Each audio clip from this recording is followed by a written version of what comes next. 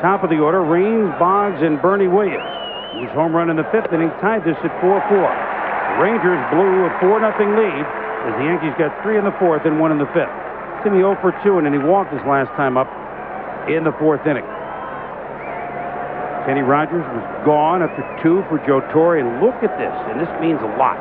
Not only the fact that they've outscored him 280 to 199. Let's put that up again here. Just let that sink in.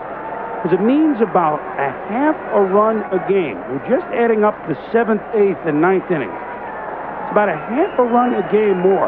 It's not so much that the Yankees score that much, although 280 in the last 3 innings is a lot. They hold the opposition almost always at bay. And that's why these 1- and 2-run games, they would, oh, and excuse me, check swinger, and Raines is on, and this could be a double. Oh, he holds up halfway as Greer comes up with it. But, you know, you shorten this game, Buck, and the Yankees definitely have an advantage. Game 2, a run in the 7th and a run in the 8th, not to mention a run in the 12th. Game 3, 2 runs in the 9th. And that's just been the way they played all year. Well, they got things going their way right now. An excuse-me base hit for Tim Raines. He checked his swing and serves it into shallow left field. Kevin Elster tries to track it down. Rusty Greer comes up with it, but they hold Raines at first base.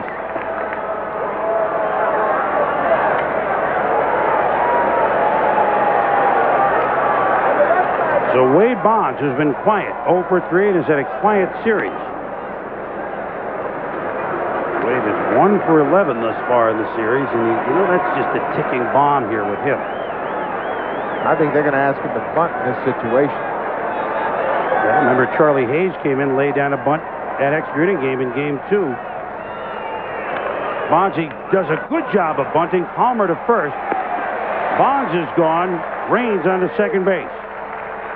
So each team executing the sacrifice, but the Rangers didn't get anything from it. Chris, it's very significant when you think of Wade Boggs bunting, going back to the numbers you mentioned about the way the Yankees can shut down the opponent's 7th, 8th, and 9th innings.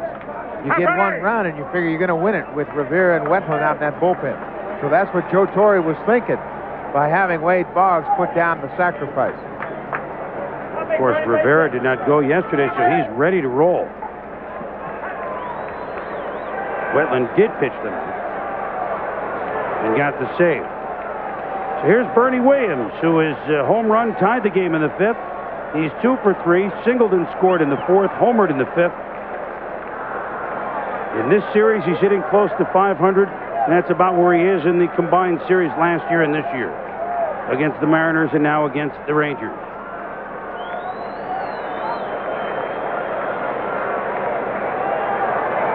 And as we mentioned, Mariano Rivera, there's a stoppage now to move a camera in center field.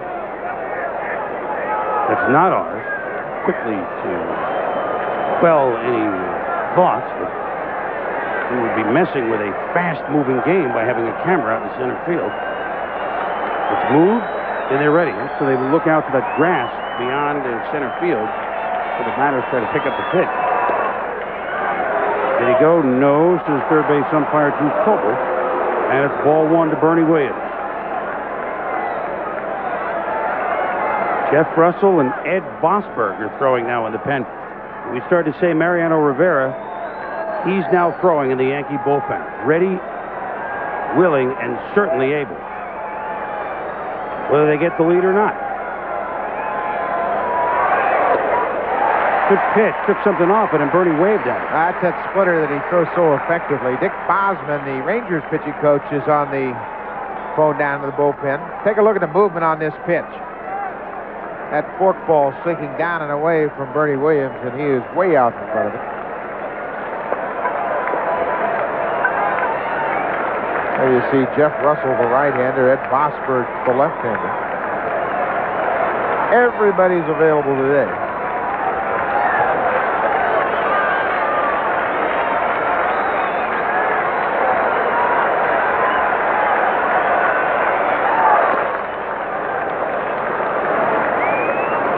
By Pudge on the ball in the dirt. Count is 2-1 now to Bernie Williams. Tino Martinez on deck. Cecil in the hole. 4-4, top of the 7th.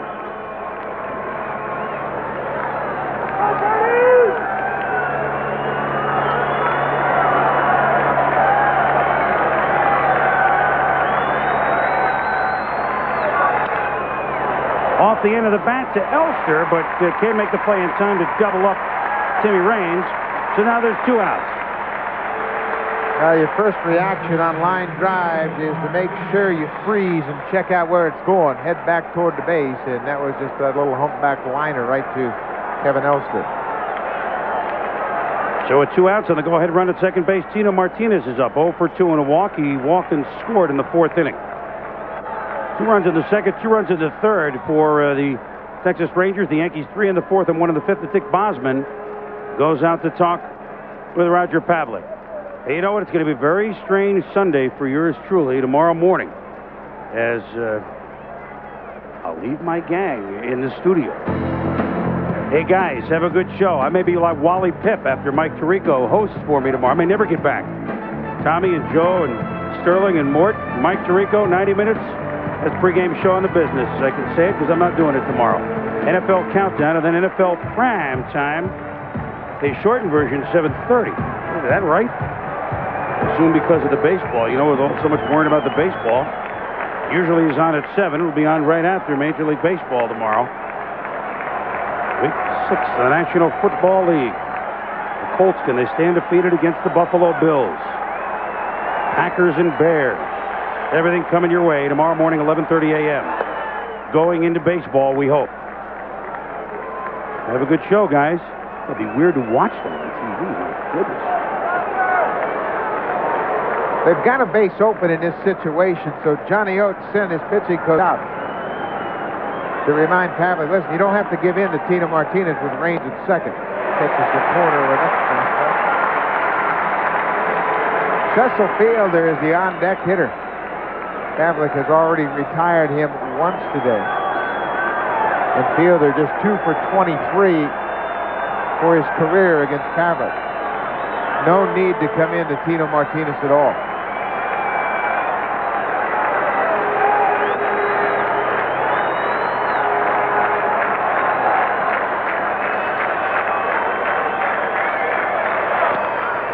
Fouled away. Now the crowd will get up on its feet. And they want to stay there with 7th inning stretch coming. Now they're into it. Kind of low here as the Rangers blew that 4-0 lead. But ladies and gentlemen, they are back. First and goal at the 3 for the Rangers.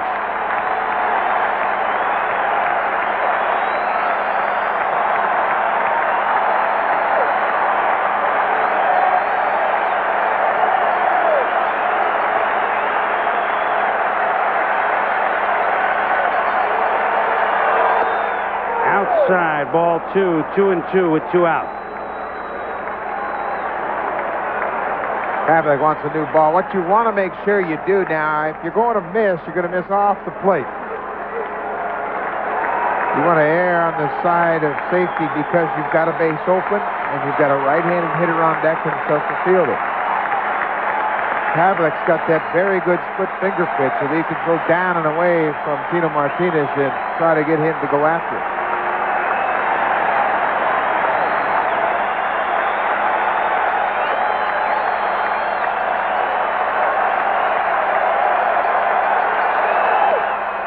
Count will be full. Got underneath that splitter and kind of pushed it.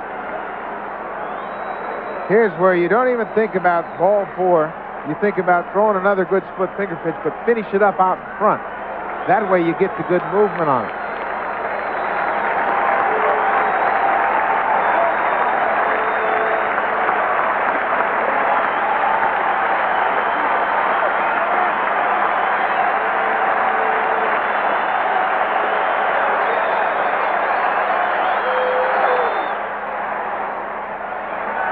Let's try another one.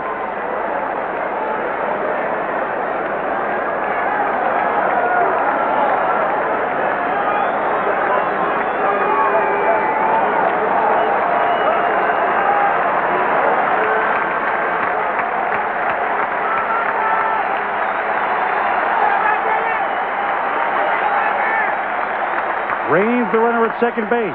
The potential go-ahead run for the Yankees. Full count on Tino Martinez. Ground ball, Clark off his glove. Raines holds at third. Runners at the corners for New York with Cecil Fielder coming up. Well, what an at-bat for Tino Martinez. And what a play by Will Clark. He saved a run by knocking that ball down and keeping it on the infield. Watch the effort by Clark.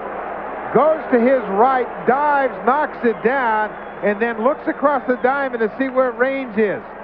He keeps Raines at third base, but he saved a run for sure by keeping that ball on the infield.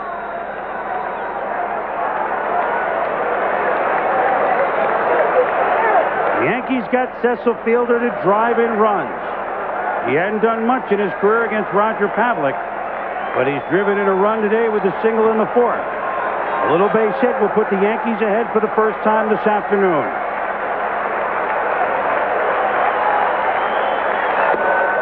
Fastball, strike one. Well, that's what you do to Cecil Fielder. If you're going to throw him fastballs, they got to be up, and they got to be in.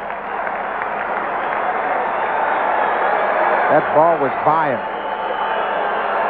Cecil became a very good breaking ball hitter when he went to Japan because they wouldn't give in to him. He can hit balls 6 inches outside.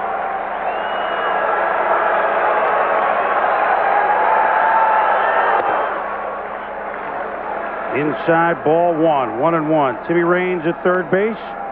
Tino Martinez at first base. 2 out, tie game, top 7. Gary will keep us posted in Baltimore, Cleveland. Last report, Tribe leading it 3-2.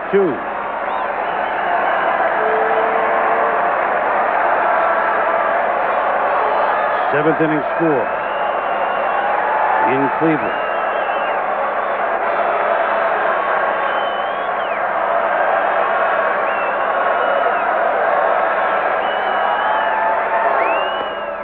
In the dirt down low, smothered by Rodriguez, 2-1 to Cecil. Remember earlier in the game when Rodriguez had a ball get through his legs, he didn't go down and block it. He tried to catch it. And obviously now with that go-ahead run just 90 feet away, everything in the dirt he's going to smother. Is he the best defensive catcher you've seen in a long time? Yes. There was another guy that played here several years ago when I played named Jim Sundberg, who was awfully good too. Throughout the first pitch today, did Sundberg, longtime Ranger. Rodriguez is in a class by himself in my mind. He's quick. He's got a great arm. Strike 2, and that'll get everybody up.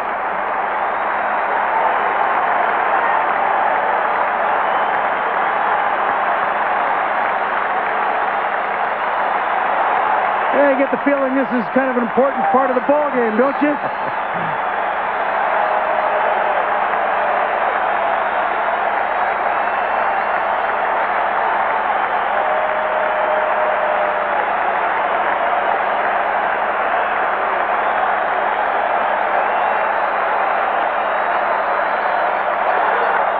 Ground ball past the diving Palmer.